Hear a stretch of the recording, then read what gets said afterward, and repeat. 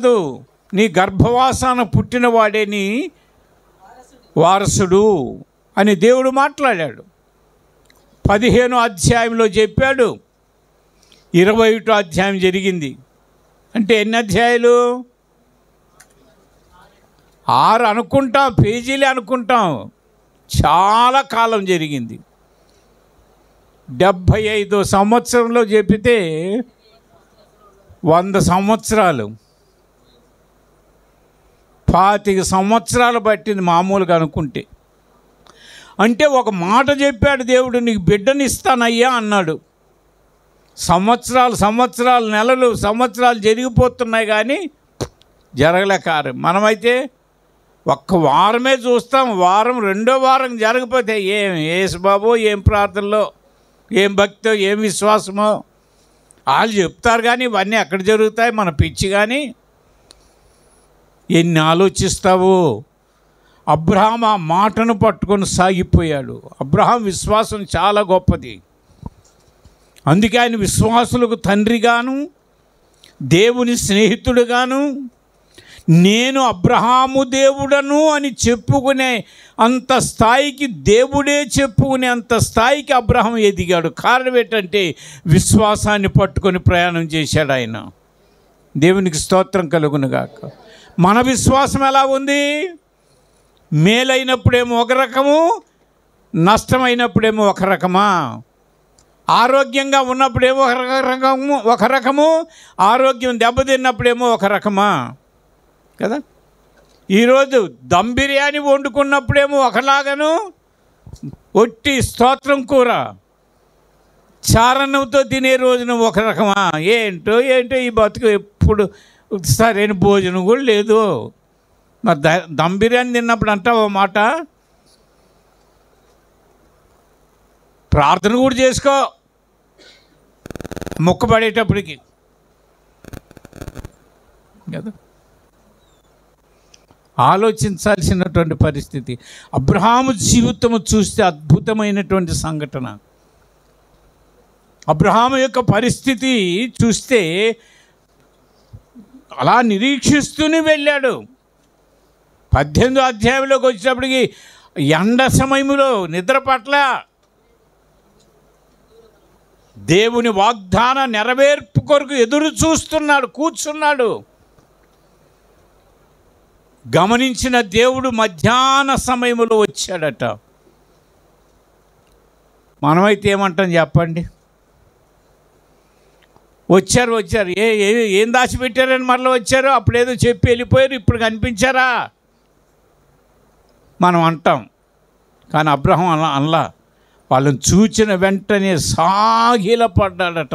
అది అబ్రహాం యొక్క విశ్వాసం. ఆ వృద్ధుడైనటువంటి అబ్రహాము పరిగెత్తుకొని పశువుశాలకు వెళ్ళాడు, క్రొవ్విన దూడను తీసుకొచ్చాడు. అంతకుముందు శారమ్మ దగ్గర పరిగెట్టాడు. అమ్మా, ఆ తల్లి మధ్యాహ్నం పడుకుందేమో, పాపం విశ్రాంతి పొందుతుందేమో. 12 గంటలప్పుడు వెళ్ళి 3 మానికలు, మానికంటే మనకు ఆ కొలతలు తెలియవు కదా. మానికలు అంటే పోనీ 3 షేర్లు అనుకోండి, 3 కేజీలు అనుకోండి, 2 కిలోల మానికంటే, ఒక మానికంటే 2 కిలోలు, 3 మానికలు అంటే 6 కేజీలు. పావు కేజీ కాదండి, 6 కేజీలు గోధుమ పిండి తెచ్చి చపాతీలు చేయమన్నాడట ముసలమ్మని.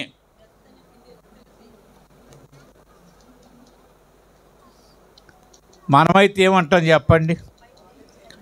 మీ ఆయన ఉద్యోగానికి వెళ్ళి వస్తూ ఎవరినని అంట పెట్టుకొచ్చాడనుకో భోజన టయానికి, ఏమన్నా ఇద్దరు కొట్టించంటే ఏమంటావు?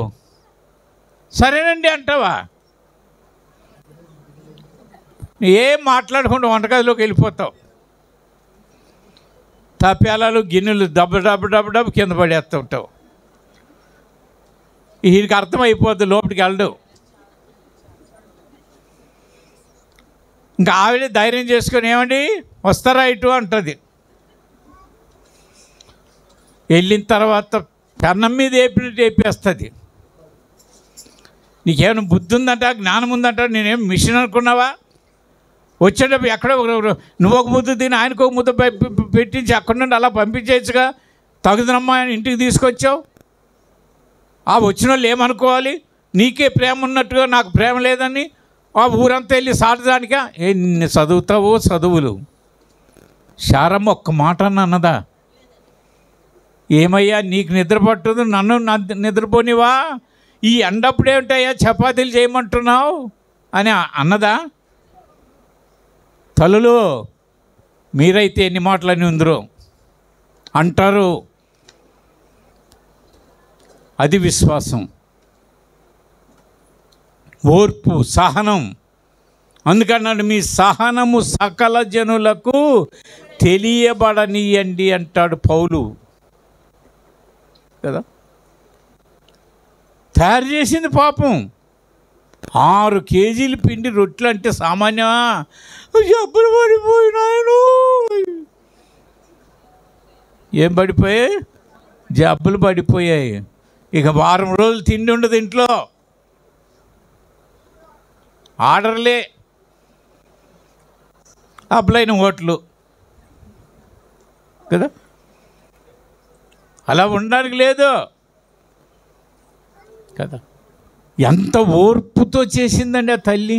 అందుకే విశ్వాసులకు తల్లిగా పరిగణించబడింది కదా. కొడుకుని తీసుకెళ్ళాడు. అబ్రహమా నీకొక్కడైన కొడుకుని తీసుకెళ్ళి లేక కలిగాడు. కొడుకుని దేవుడు అబ్రహాంతో మాట్లాడాడు. నీకు ఒక్కడైన నీ కొడుకుని తీసుకొని నేను చూపించే పర్వతానికి, ఆ మొరియా పర్వతానికి వెళ్ళి బలిమ్మన్నయ్యా అంటే శారమ్మతో ఒక్క మాట చెప్పలేదు. ఎందుకు చెప్పలేదు? ఊరుకుంటుందా శారమ్మ? లేక కలిగాడు కొడుకును బలిమ్మంటున్నాడు దేవుడు అంటే ఊరుకుంటుందా?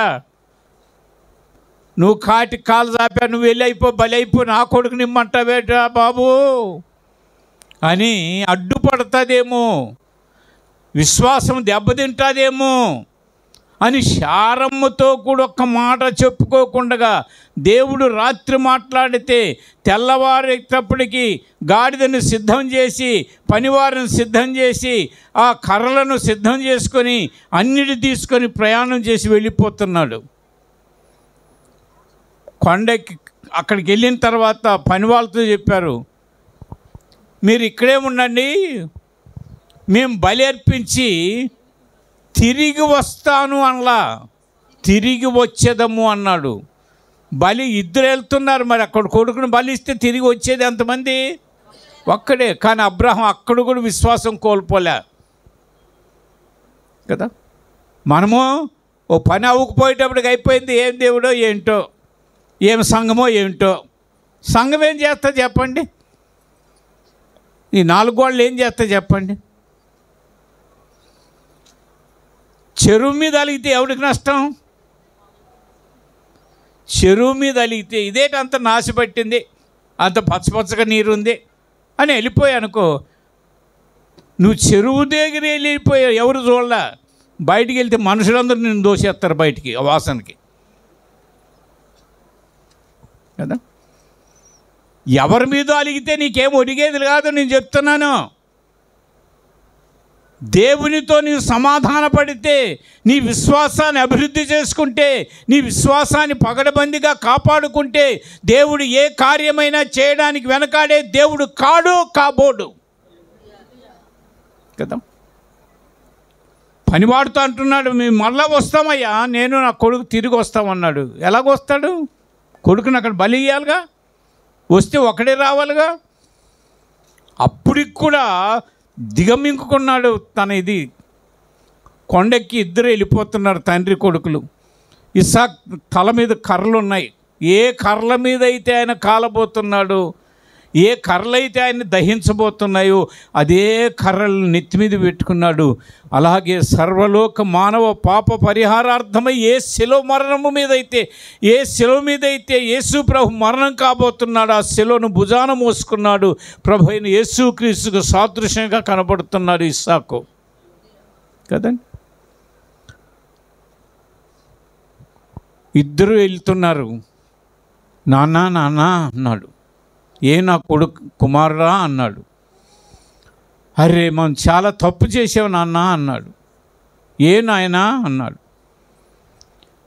కర్రలు ఉన్నాయి బలికి, బలి పశువు వధించడానికి కత్తి ఉంది, కర్రలను తగలబెట్టడానికి నిప్పు ఉంది. అసలైంది మర్చిపోయి వచ్చావు నాయన, బలి పశువు లేదు నాయన, బలి పశువు లేకుండా వచ్చాం. ఆ మాట అడిగినప్పుడు తండ్రి గుండె ఏమైపోయిందో చెప్పండి. నిన్నేరా నేను బలి ఇవ్వబోతున్నానని మాట నోటిదాకా వచ్చినా సరే దిగమింగుకొని ఆయన విశ్వాసాన్ని పగడబండిగా చేసుకొని అన్నాడు, ఒకవేళ దేవుడే దహన బలికి గొర్రె పిల్లను చూసుకుంటాడులేనాయన, నీకెందుకు ఆందోళన అని కొడుకును సమాధానించాడు. వెళ్ళారు. అబ్రహాముకు ఒకటే నమ్మకం, కొడుకును ఆ కర్రల మీద పేర్చి కాళ్ళు చేతులు కట్టేసి పేరుస్తుంటే కొడుకు కూడా ఏం తిరుగుబాటు చేయలే. ఒక్క తన్ను దాన్ని అయితే ముసలాడు కొండ మీద నుండి దొండకుంటు కింద వచ్చేసేవాడు, కుర్రాడు పారిపోయేవాడు. కానీ ఇస్సాకు కూడా తండ్రి మాటకు విధేయుడు కలిగిన యేసుక్రీస్తు యొక్క లక్షణాలన్నీ ఇస్సాకులో కనపడతాయి. అది వేరే సబ్జెక్ట్ అనుకోండి కదా. ఆ కాల్చినప్పుడు ఆ బూడిదను పట్టుకొని అడుగుతాను అనుకున్నా, అది విశ్వాసం. మీకు అర్థమైంది అనుకున్నాను. కొడుకును కాల్చినప్పటికీ, దహన బలి ఇచ్చినప్పటికీ ఆ బూడిదను పట్టుకొని, నువ్వు కొడుకునిస్తానన్నావే, ఇచ్చిదా నువ్వు చేస్తావు, ఈ పని చేయడానికే నన్ను పిలుచుకున్నావని బూడిదను పట్టుకొని అడగగలిగిన దమ్ము కలిగిన వాడు అబ్రహాము. అందుకే ఆయన విశ్వాసులకు తండ్రిగా. నీ విశ్వాసం ఎలా ఉంది? తింటే ఒకలాగా, తినకపోతే ఒకలాగా, ఉంటే ఒకలాగా, లేకపోతే ఒకలాగా. ఇలా ఉండడానికి ఈ విశ్వాసం సరిపోదు. అది సరైన భక్తి కాదు. దేవుని మాటలు బట్టి మనం గమనించినప్పుడు, దేవుని సంగతులు బట్టి ఆలోచించినప్పుడు ఇక్కడ కనబడుతున్నటువంటి మాటలు చూడండి కదా. ఏమంటున్నాడండి అని అబ్రహాము యొక్క విశ్వాసం, ఆ విశ్వాసపరులే ఆయనకి ఇష్టలుగా ఉంటారట కదా.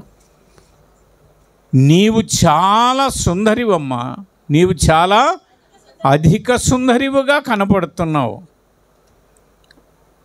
చాలా సౌందర్యవంతురాలుగా కనపడుతున్నావని మాట్లాడుతున్నటువంటి మాటలుగా మనం చూస్తూ ఉంటున్నాం. ఈ శారీరక సౌందర్యాన్ని గురించి ఆయన మాట్లాడటం మరొకసారి గమనించండి. పచ్చకామరలోనికి లోకమంతా పచ్చగా అన్నట్టుగా అన్ని శారీరక ఆలోచనతో చూడకండి పరమగీతం.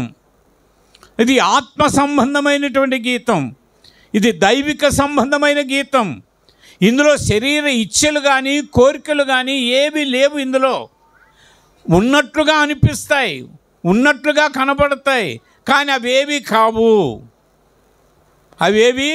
కావు.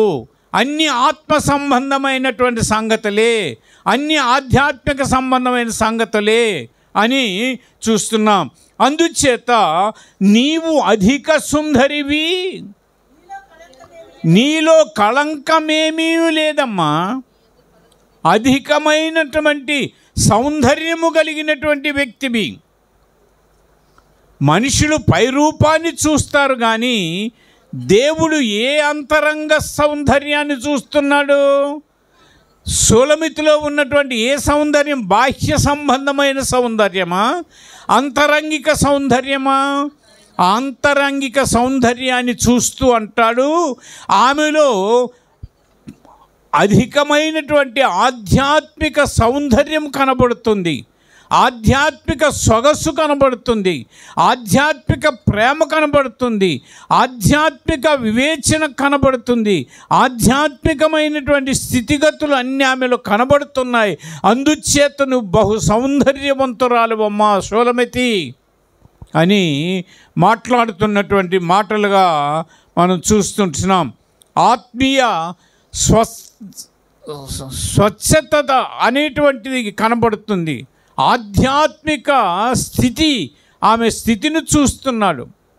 అగాపే ప్రేమతో నిండి ఉంది ఆమె హృదయం అంతా కూడా. ప్రేమలో చాలా రకాలు ఉన్నాయని చెప్పాను ఒకప్పుడు కదా. ఫిలియో,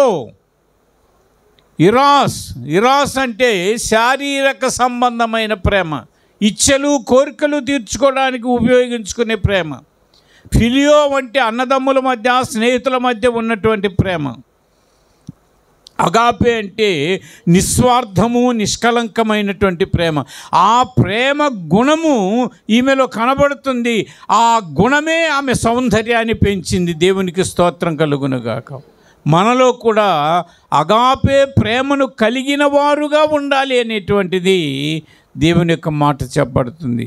అందుచేత ఇక్కడ మనం చూచినప్పుడు దేవుని దృష్టిలో సౌందర్యము అనేటువంటి చూస్తే విశ్వాసము, పవిత్రత రెండు కలిపితే అది సౌందర్యానికి సాదృశ్యంగా కనపడుతుంది.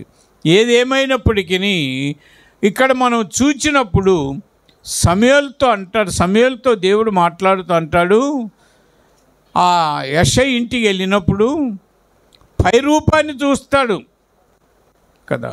అభినాదాబు, ఏలియాబు, షమ్మాను అని వరుసగా వస్తుంటే వాళ్ళు రూపురేఖలు చూసి వీళ్ళే కావాలి దేవుడు ఎన్నిక చేసుకునే రాజు అనుకున్నాడు. కానీ దేవుడు అంటాడు, సమూయేలు, మనుషులు పై రూపాన్ని చూస్తారు, నేను అంతరంగాన్ని చూసేవాడిని కదా. మనుషులు పై రూపాన్ని చూశారు. షూలమితి యొక్క పై బాహ్య సంబంధమైన రూపాన్ని చూసి ఆమెను ఏమన్నారు? నల్లనిదానా, నల్లపిల్ల అన్నారు ఆమెను. కానీ దేవుడు ఏమంటున్నాడు? అధికమైన సౌందర్యము కలిగిన దానివు అమ్మా నీవు అని సమాధానం చెప్తూ మాట్లాడుతున్నాడు. అందుచేత ఈ అధిక సౌందర్యము అనేటువంటిది చూచినట్టయితే కదా, ఈ దేవుని యొక్క మాటలు బట్టి మనం ఆలోచించినప్పుడు, దేవుని సంగతులు బట్టి హృదయములో దైవిక ప్రేమ, దైవిక గుణలక్షణాలు, దైవిక సొగస్సు మనం కలిగి ఉంటే బాహ్యంగా అందంగా కనబడతాం కదా. ఒక మాట, మోకాళ్ళు నల్లబడితే మొహం తెల్లబడతాం. మోకాళ్ళు నల్లబడడం అంటే ప్రార్థనా జీవితం. నువ్వెంత దేవునికి సమీపంగా ఉంటావో నీలో అంత ఆధ్యాత్మిక వికాసము, ఆధ్యాత్మిక సౌందర్యము ఉట్టిపడుతూ ఉంటుంది. దేవుని యొక్క మాటలు చెప్తున్నాయి. అందుచేత ఇక్కడ మనం చూచినప్పుడు, ఈ మాటలు బట్టి ఆలోచించినప్పుడు ఇది గమనించేటువంటి మాట ఏంటంటే, షూలమితి ఒక మాట అంటుంది, ప్రభువు మన హృదయంలో ఉండాలి. 1వ అధ్యాయం 3వ వచనంలో చూచిన మాటే అది. చూచిన మాటే, నీవు పూసుకున్న పరిమళ తైలము సువాసన గలది. 13 చదవండి. 1:13. నా ప్రియుడు నా రొమ్మున ఉండు గోపురసమంత తైలముతో సువాసన గలవాడు. గోపురసం అంటే యాజకులు యాజక ధర్మాన్ని నిర్వర్తించేటప్పుడు అభిషేకం కొరకు వాడే తైలాల్లో ఇది ఒక రకమైనటువంటిది. అన్ని వస్తువులతో కలుపుకున్నటువంటి పరిస్థితి నిర్గమాకాండం 30:23 వచనంలో కనబడుతుంది. ఇది నిర్గమాకాండం 30:23 ముగిస్తాను. నిర్గమాకాండం 30:23 ఏమ్మా? పరిశుద్ధ స్థల సంబంధమైన గోపురసము,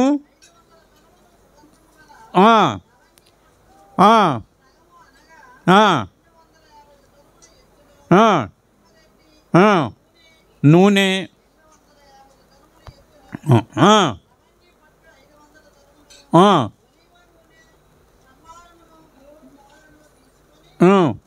ఇవన్నీ కలిపి మిశ్రమం చేసి ఆ మిశ్రమముతో యాజకులు అభిషేకానికి దాన్ని వాడేవారట. తైలం, పరిమళ ద్రవ్యములను అనగా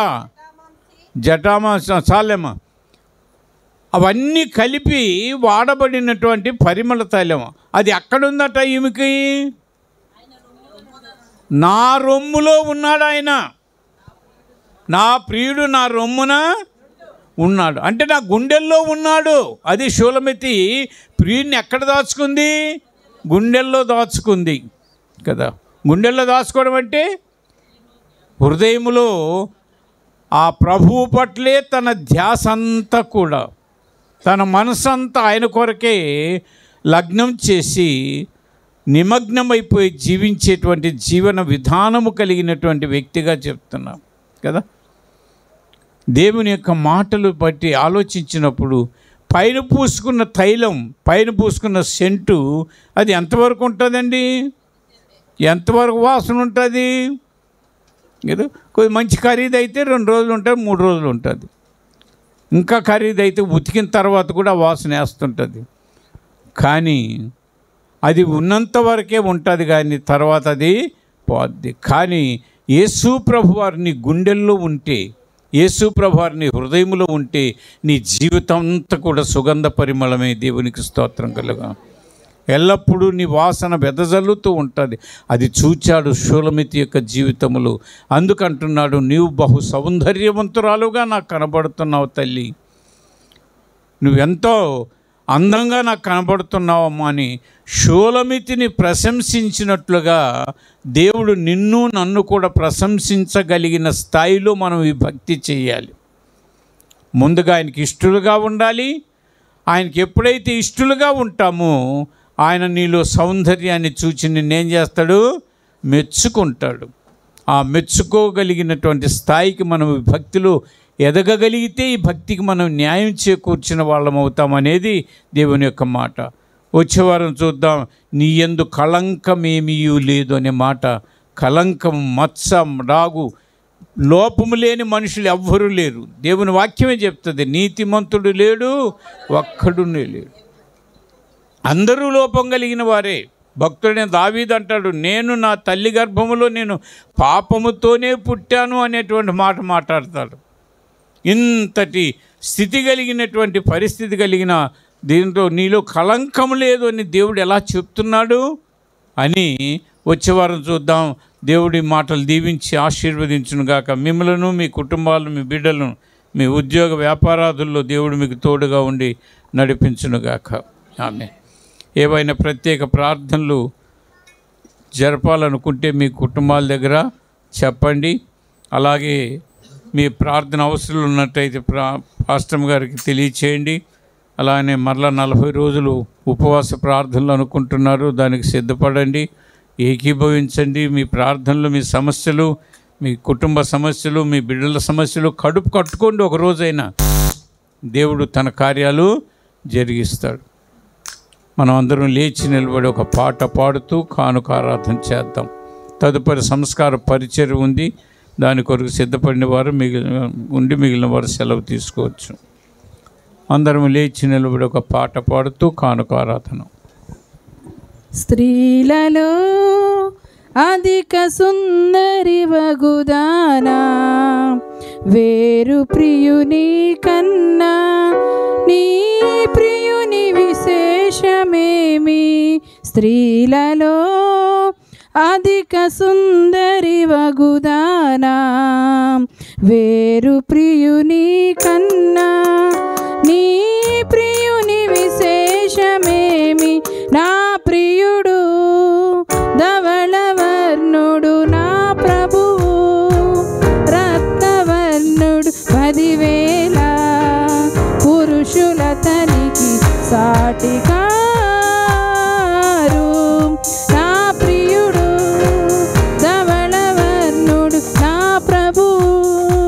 రత్నవర్ణుడు. 10,000 పురుషులతనికి సాటికారు.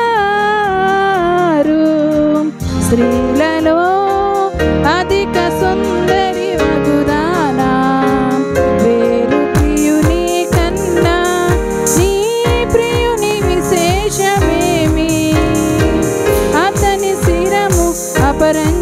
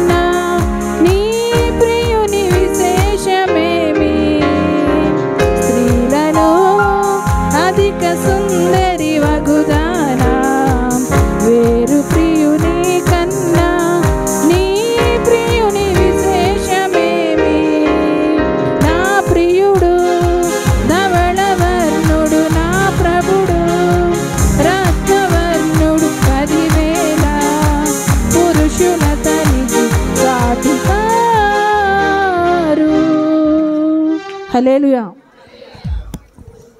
ప్రార్థన చేద్దాం. తలలు వంచండి.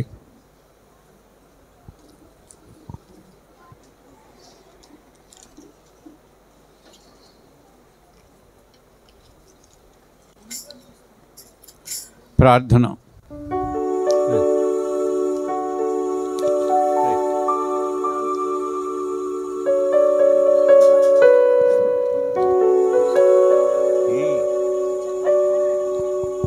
ప్రార్థన.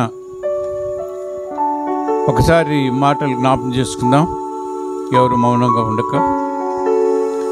ఓబుల్ రెడ్డి గారు ప్రార్థన చేస్తారు.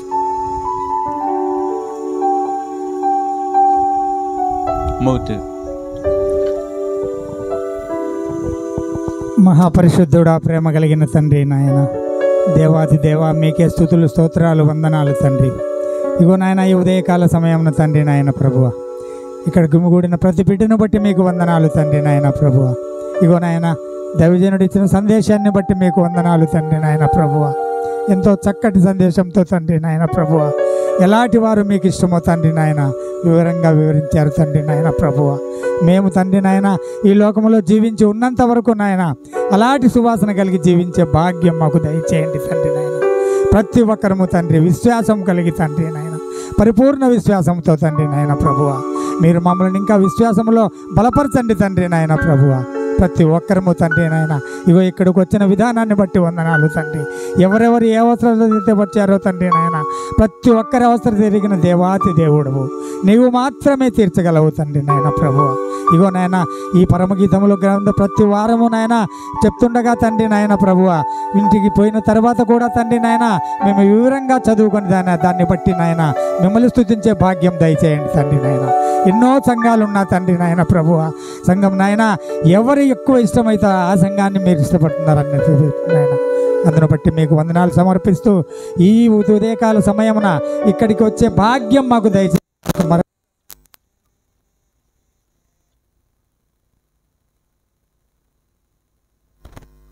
తండ్రి పరిశుద్ధుడా, మీకు వందనాలు. ఈ పునరుద్ధాన దినములో నీ ప్రజలమైన మమ్మలను నీ సన్నిధికి తీసుకొచ్చి నీ దివ్యమైనటువంటి మాటల ద్వారా మీరు మమ్మల్ని ఒకసారి హెచ్చరించి సరిదిద్దినందుకు నీకు వందనాలు చెల్లిస్తూ ఉన్నాం తండ్రి. పరమగీత యొక్క వృత్తాంతము నాయన, అది మా బాహ్య జీవితాలకు కాకుండా ఆధ్యాత్మిక జీవితాలకు అది ఎంతో పురోభివృద్ధిని కలిగించేదిగా ఉండి కృపను దయచేయండి. కూడి వచ్చిన కుటుంబాలన్నింటిని బట్టి నీకు వందనాలు. లైవ్లో వీక్షించిన కుటుంబాలను కూడా ఆశీర్వదించండి. అలాగనే మా తండ్రి చంటి బిడ్డల తల్లులను మీరు రెక్కల చాటున జ్ఞాపకం చేసుకోండి. అలాగనే వివాహాలు కావలసిన బిడ్డల విషయంలో మార్గాలు తెరవండి. నిరుద్యోగ సమస్యను తొలగించండి నాయన. పనిపాట్లు చేసుకొని ఉద్యోగ వ్యాపారాలు చేసుకుంటున్నటువంటి బిడ్డలను కాచి కాపాడండి. అనారోగ్యంగా ఎవరైనా ఉన్నట్టయితే వారిని ముట్టి ఆరోగ్యవంతులుగా చేయండి నాయన. నీ కృపలో ప్రతి వారిని వర్ధిల్ల చేసి నీ సంకల్పంలోకి నడిపించి మీరే మహిమ పొందండి. అలాగనే నీ నామపేట బిడ్డలు తీసిన అర్పణలు కానుకలు మీరు ఆశీర్వదించి వారికి రెట్టింపు దయచేయండి. మా ముందున్నటువంటి ఘనమైనటువంటి పరిచర్య నాయన, పాద పరిచర్య, సంస్కార పరిచర్యలు బిడ్డలు పాలు పొందడానికి కృప చేయండి. ఎవరు అయోగ్యంగా కాకుండా ప్రతి వారు యోగ్యతతో పొందుకునే కృపను అనుగ్రహించి మీరే మహిమ పొందమని, ఇంకా ఎందరూ ప్రార్థనలు కోరారో వారందరినీ కూడా నీ కృపలో జ్ఞాపకం చేసుకొని వారి అవసరతలు అక్కర్లు వారు చేసే ప్రతి ప్రయత్నాల్లో నీ తోడ్పాటును అనుగ్రహించి మీరే మహిమ పొందమని యేసు ప్రభు పేట ప్రార్థన చేస్తున్నాము తండ్రి. ఆమేన్. తండ్రి అయిన దేవుని ప్రేమ, ప్రభు అయిన క్రీస్తు వారి యొక్క కృప, పరిశుద్ధాత్మ దేవుని నిత్యాన్యోన్య సహవాసము, సమాధానం కూడిన మనకును సార్వత్రిక సంఘానికి ఆయన రాక సదా తోడై నడిపించునుగాక. ఆమేన్. యేసు రక్తమే జయం, శిలువ రక్తమే జయం. యేసు నామం సంపూర్ణ విజయం. అపవాదికి అంత నాశనం కలుగునుగాక. అందరికీ వందనాలు. స్త్రీలైన వారు పైకి వెళ్ళండి, వెళ్ళలేని వారు పక్కన పాదపరిచర్య, పురుషులైన వారు కిందికి వెళ్ళి పాదపరిచయ కార్యక్రమాన్ని జరిగించుకోండి. త్వరగా వచ్చిన వారు వచ్చినట్టుగానే ఈ ఆయన శరీరానికి గుర్తుగా ఉన్న రొట్టె, రక్తానికి గుర్తుగా ఉన్న ద్రాక్షరసాన్ని ఆ కప్పును తీసుకుని వెళ్ళండి. ఆ కప్పును చెల్లించేటప్పుడు మీ అర్పణ వేయండి.